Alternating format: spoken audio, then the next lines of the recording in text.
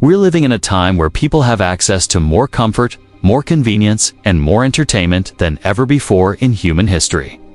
We have smartphones, streaming, food delivery, social media, and artificial intelligence. We can communicate across the globe instantly, and yet we've never been more anxious, more depressed, and more mentally unstable. And here's the uncomfortable question that no one wants to address directly. It's the rise of godlessness, the growing rejection of faith, especially belief in a creator, partly responsible for this mental health crisis. As belief in God declines across the West, as more people identify as atheists, agnostics, or spiritual but not religious, we see a parallel rise in anxiety disorders, depression, suicide, and a deep sense of purposelessness. This is not a religious claim. These are patterns visible in global data. But what if this isn't just coincidence? What if belief in God is not just a personal choice, but a psychological need embedded in our very design? Let's begin with the facts.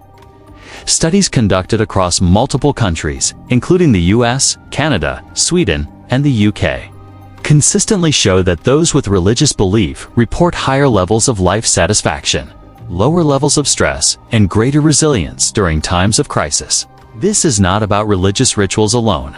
It's about the psychological security that comes from believing in a higher purpose, in divine justice, and in life after death. A large-scale study in the Journal of Affective Disorders showed that belief in God was correlated with significantly lower levels of depression and anxiety. Another paper in the Journal of Religion and Health found that prayer and belief in divine support were major factors in recovery from psychological trauma. Now contrast that with atheism. What does atheism really offer when life gets hard? If you lose a loved one, atheism says, it's just random.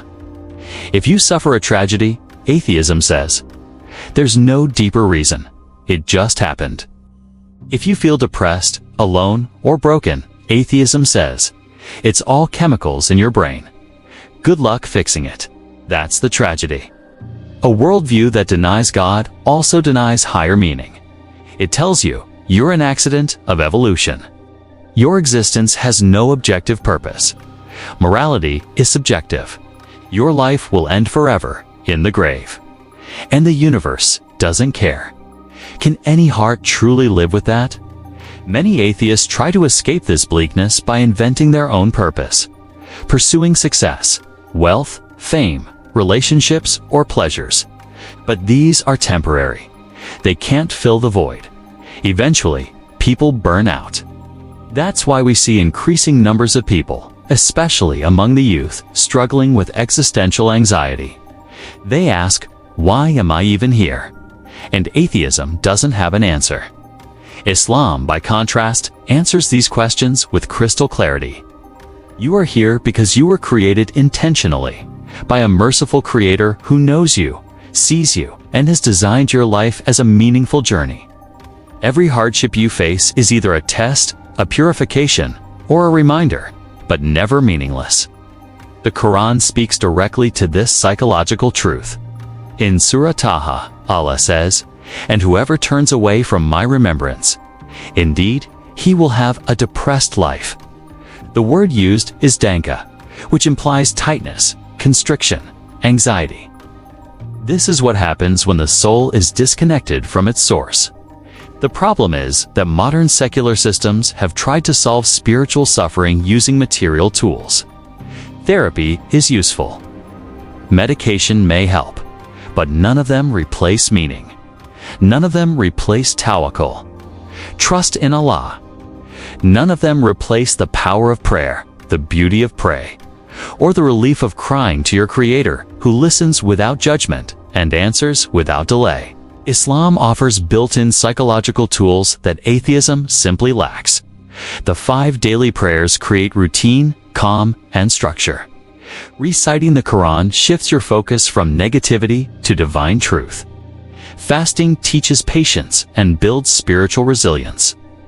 Dhikr rewires your mind, replacing hopeless thoughts with remembrance of the most merciful. Zakat and charity build social connection, which modern psychology agrees is essential for emotional health. Even more powerful is the concept of qadr. Divine decree. When a believer faces a disaster, they don't spiral into despair. They remember, what hit me was never going to miss me. What missed me was never going to hit me. This is not just theology. It is emotional liberation. Now let's address a few common rebuttals. Some atheists say, I'm happy without God. And maybe you are. For now. But short-term happiness doesn't equal long-term peace. People can be smiling while internally falling apart. And in moments of deep crisis, loss, betrayal, illness, that shallow happiness collapses. That's when the soul cries out for meaning. Another common claim: religion causes guilt and fear. But this is a misunderstanding. True Islam doesn't make you fear Allah irrationally. It makes you aware that your actions matter, aware that justice will be served, aware that your life is part of a greater story. In fact, Islam constantly reminds us not to despair. Allah says, "Do not despair of the mercy of Allah. Indeed, He forgives all sins." That is not fear. That is mercy. That is divine compassion, something no secular ideology can match. Atheism tells you there is no afterlife. Death is the end. But what kind of worldview ends the human story in darkness? Islam tells you, death is not the end. It's the return. Every tear will be counted. Every pain will be rewarded. Every injustice will be corrected. And your soul will be at peace in the presence of your Creator, if you lived a life of sincerity. When belief disappears, meaning disappears. When you remove God from the equation, you remove the one who gives every moment its value, from hardship to happiness, from birth to death.